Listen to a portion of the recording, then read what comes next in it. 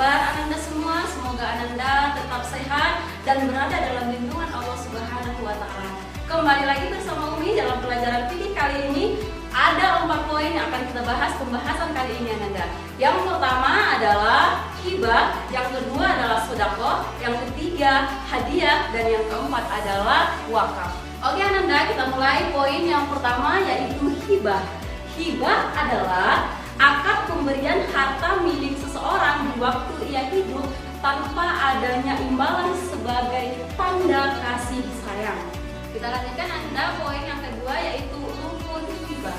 Rukun hibah Anda ada 4 poin. Yang pertama yaitu pemberi hibah atau disebut dengan wahib. Syarat pemberi hibah ini yang pertama harus orang yang sudah dewasa. Kemudian yang kedua adalah harus benar-benar atas kemauan diri sendiri. Artinya Anda tidak boleh atas unsur paksaan dari orang lain. Kemudian poin yang kedua adalah ada pemberi hibah atau disebut dengan mauquf lahu.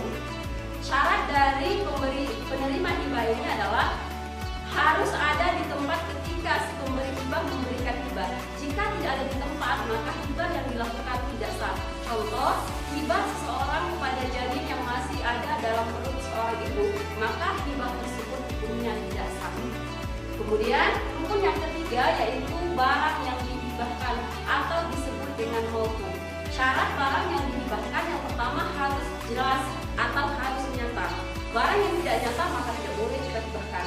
Kemudian yang kedua harus ada manfaat dari barang yang dihibahkan. Kalau tidak ada manfaat Anda, maka tidak boleh kita menghibahkan sesuatu. Kemudian rukun yang keempat adalah ada akad atau disebut dengan ijab kabul. Tentu Anda semua sudah tahu kan ijab kabul, artinya tidak perlu lagi disebut pada pembahasan kali ini. Kita lanjutkan adalah poin yang ketiga yaitu macam-macam hibah. Hibah itu ada 2. Yang pertama hibah barang, yang kedua adalah hibah manfaat.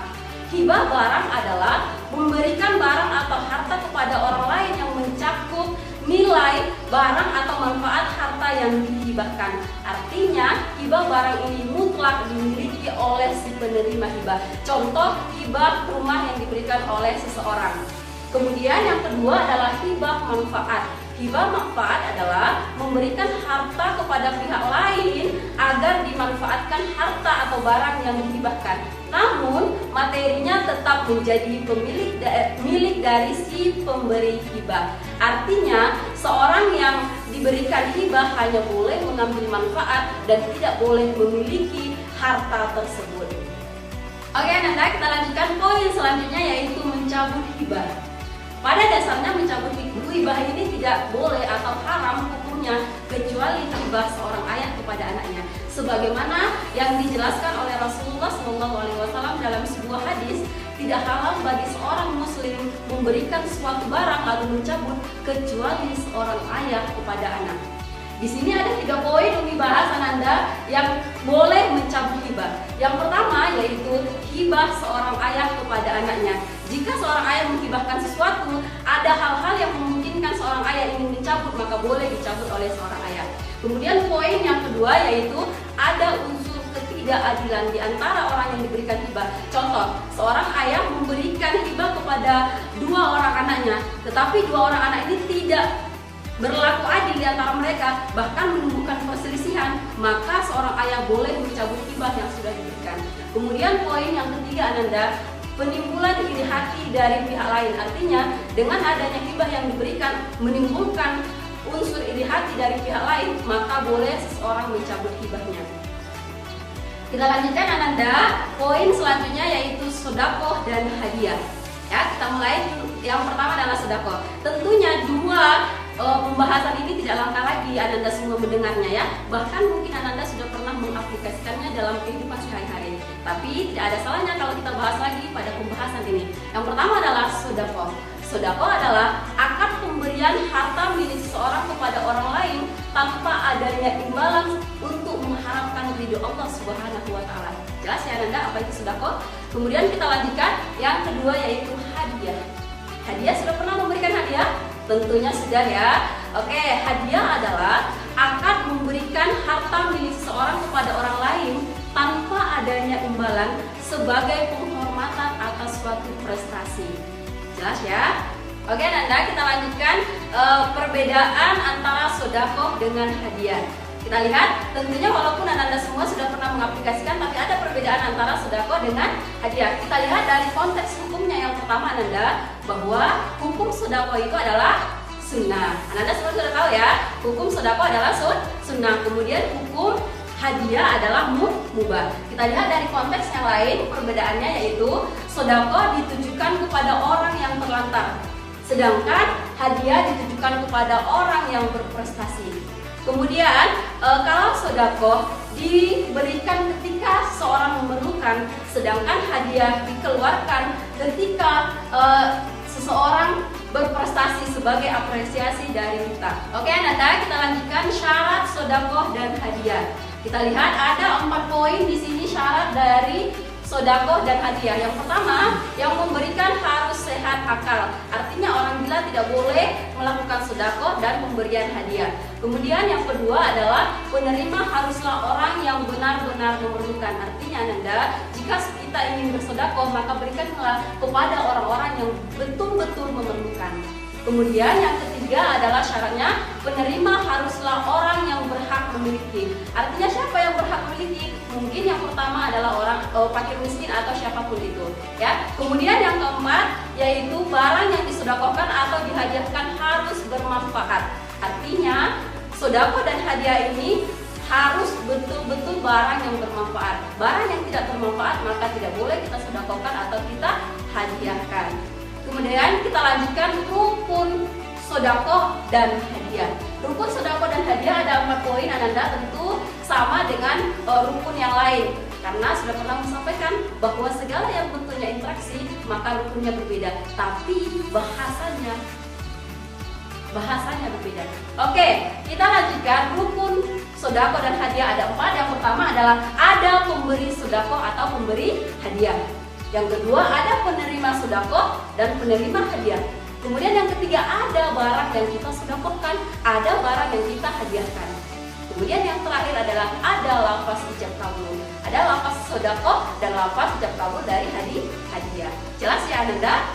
Oke Ananda, kita lanjutkan poin selanjutnya yaitu wakaf.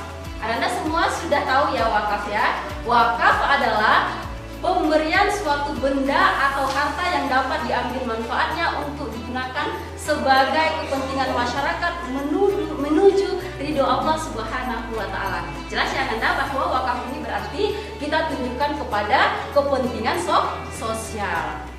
Oke Anda, kita lanjutkan rukun dan syarat wakaf.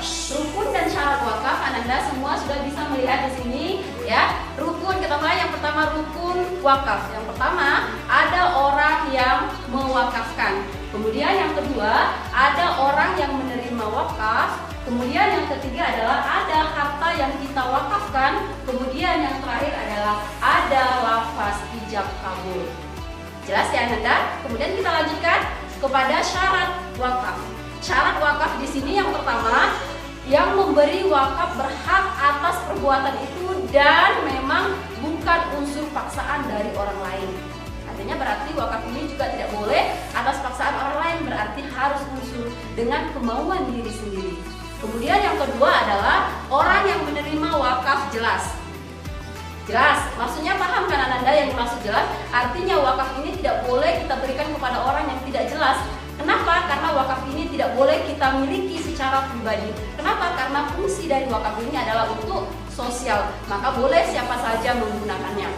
Kemudian yang ketiga adalah barang yang diwakafkan berwujud nyata. Artinya berarti barang ini tidak boleh yang tidak nampak atau yang tidak jelas, harus dia yang jelas. Contoh sebidang tanah atau mungkin sebuah rumah atau apapun itu ya. Kemudian yang terakhir yaitu jelas ikrar dan penyerahannya. Artinya berarti Anda dari ijab kabul tadi harus jelas siapa yang memberikan dan siapa yang menerima, dalam fungsi apa kita berikan, dan kemudian si penerima harus memfungsikan dari apa yang sudah diberikan oleh si pemberi wakaf. Oke Anda, kita lanjutkan kembali macam-macam wakaf ya. Macam-macam wakaf itu Anda ada dua, yaitu wakaf ahli dan wakaf khairi. Sudah tahu Anda kedua poin ini? Belum ya? Oke, akan kami jelaskan. Yang pertama adalah wakaf ahli. Kalau dari bahasa ahli berarti kerabat atau keluarga dari orang yang memberikan wakaf tersebut.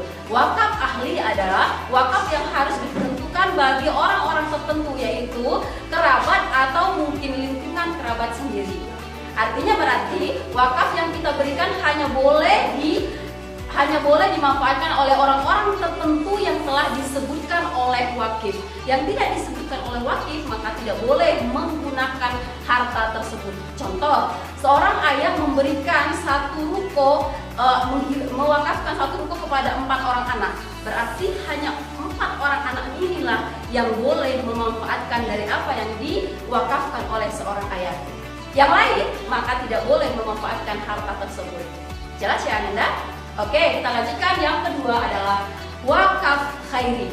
Ya, khairi artinya adalah wakaf yang diperuntukkan bagi kepentingan umum. Artinya ini berarti semua orang bisa menggunakan, semua orang boleh memakai fasilitas yang sudah diwakafkan. Contoh adalah wakaf untuk masjid, atau mungkin contoh wakaf sebidang tanah yang diberikan untuk pembangunan masjid atau mungkin pembangunan sekolah, maka sekolah tersebut boleh dimanfaatkan oleh semua orang anak Indonesia. Artinya berarti wakaf khairi itu adalah wakaf yang diperuntukkan untuk semua orang. Jelas ya Anda perbedaannya wakaf ahli dengan wakaf khairi? Jelas ya? Berarti khairi hanya orang-orang tertentu yang boleh memanfaatkannya, sedangkan wakaf khairi boleh siapa saja, yang penting dia termasuk orang yang ada di Indonesia atau siapapun dia boleh memanfaatkan. Itulah yang disebut dengan wakaf khairi. Oke Ananda, sampai di sini pembahasan kita. Mudah-mudahan Ananda semua dapat memahami apa yang Umi sampaikan. Tapi jangan lupa Ananda untuk mengisi kolom komentar di bawah video Umi sebagai absensi anak Ananda semua. Jangan lupa cantumkan nama dan kelas Ananda masing-masing. Wabillahi taufiq wal hidayah. Assalamualaikum warahmatullahi wabarakatuh.